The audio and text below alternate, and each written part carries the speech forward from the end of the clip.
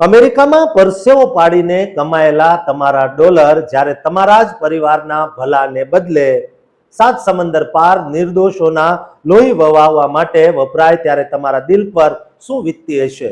અમેરિકાના ઇતિહાસમાં પહેલીવાર લાખો લોકોએ સરકાર સામે એક એવો બળવો પોકાર્યો છે જે તમારી નાગરિકતા અને આઝાદીને જોખમમાં મૂકી શકે છે.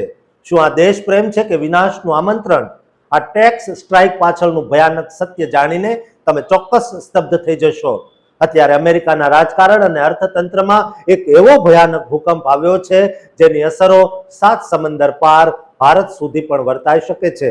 અમેરિકા અને ઈરાન વચ્ચે જે રીતે યુદ્ધની જ્વાળાઓ ભૂભૂકી ઉઠી છે અને ટ્રમ્પ સરકારની જે આકરી નીતિઓ સામે આવી રહી છે તેને લઈને અમેરિકન જનતાનો રોષ હવે ફાટી નીકળ્યો છે. આ વખતે વિરોધ માત્ર રસ્તાઓ પર દેખાવો કરવા પૂરતો સીમિત નથી રહ્યો, પણ લોકોએ સરકારની આર્થિક કમર તોડવા માટે એક અત્યંત ખતરનાક હથિયાર ઉગામ્યું છે જેને વોર ટેક્સ રેઝિસ્ટન્સ અથવા ટેક્સ સ્ટ્રાઇક 2026 નામ આપવામાં આવ્યું છે. સોશિયલ મીડિયાના દરેક પ્લેટફોર્મ પર અત્યારે હેશટેગ ટેક્સ સ્ટ્રાઇક 2026 ખૂબ જ ઝડપથી વેગ પકડી રહ્યું છે અને હજારો લોકો ખુલ્લે આમ ફેડરલ ઇન્કમ ટેક્સ ન ભરવાની અપીલ કરી રહ્યા છે. આ પ્રદર્શનકારીઓનું બહુ જ ભાવનાત્મક અને આકરા શબ્દોમાં કહેવું છે કે તેઓ રાત દિવસ મહેનત કરીને જે ટેક્સ ભરે છે તે નાણાંનો ઉપયોગ સરકાર લોક કલ્યાણના કામોમાં, શિક્ષણમાં કે સ્વાસ્થ્ય સુવિધાઓમાં કરવાને બદલે નિર્દોષ લોકોના જીવ લેતા ઘાતક હથિયારો બનાવવામાં અને વિદેશી ધરતી પર બિનજરૂરી યુદ્ધો ખેલવામાં કરી રહી છે.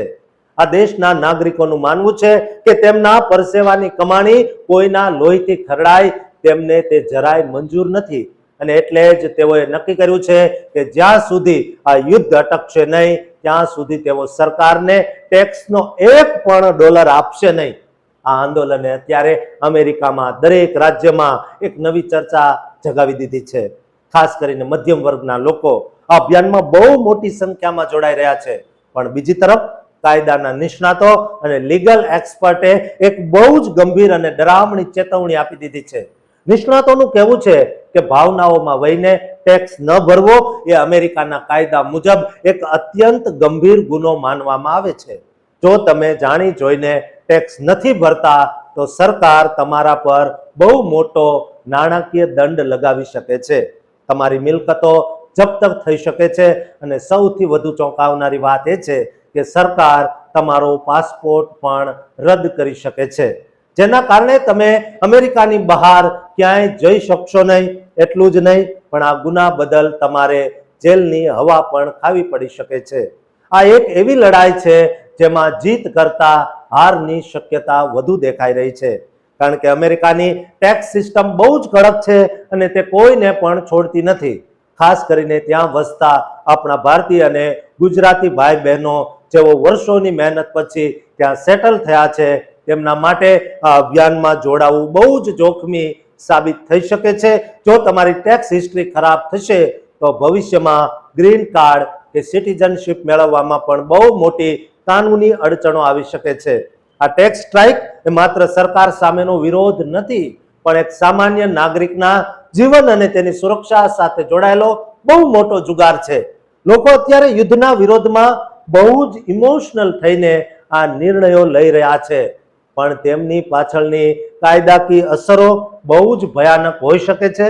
દોસ્તો, હંમેશા સતર્ક રહેજો, પ્રયત્ન રાખજો કે આ સમાચાર દ્વારા અમે એ જ કહેવા માંગીએ છીએ કે કોઈ પણ પદક્ષેપ લેતા પહેલા તેના પરિણામો વિશે ચોક્કસ વિચારજો, કારણ કે આ એક એવી જાળ છે જેમાં એકવાર ફસાયા પછી બહાર નીકળવું બહુ મુશ્કેલ છે.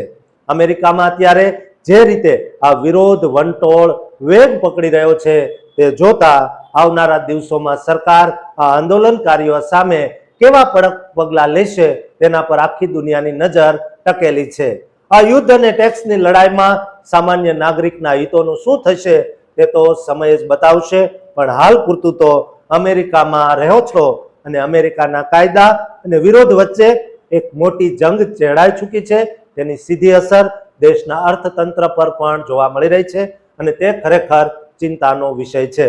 દોસ્તો, અમેરિકામાં રહેતા દરેક ગુજરાતીને આ વિડીયો મોકલજો અને એમને કહેજો કે જો તમે ક્યાંક ને ક્યાંક સોશિયલ મીડિયા કે રોડ પર જો વિરોધ કરો છો તો તમારા પર ખતરો છે, માટે એકવાર જરૂર વિચાર કરજો અને આ ચેનલને સબસ્ક્રાઇબ કરવાનું પણ ચૂકતા નહીં.